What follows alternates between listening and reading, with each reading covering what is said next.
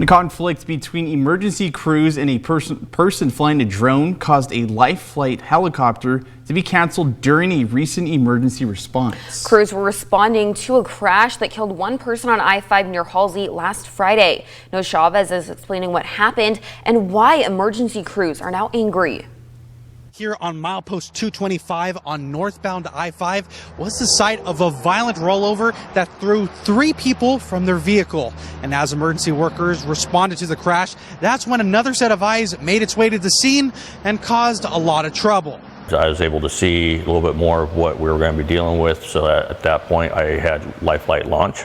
Staff Captain Sean Johnson works for the Halsey Shed Rural Fire Protection District. He was one of the first people to arrive at the scene of the accident.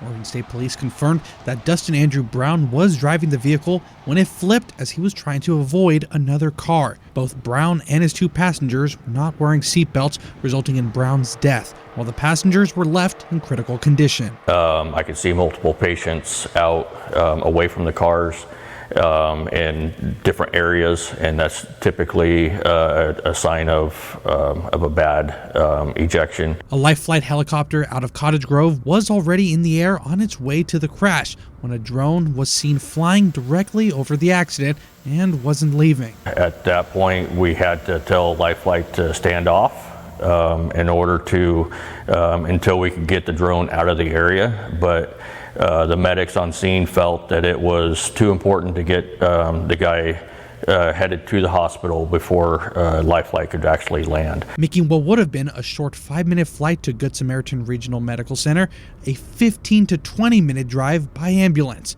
With every minute counting, Johnson said this was beyond frustrating. It is an absolute helpless feeling knowing that somebody is flying a drone in an area except that we have emergency personnel all around.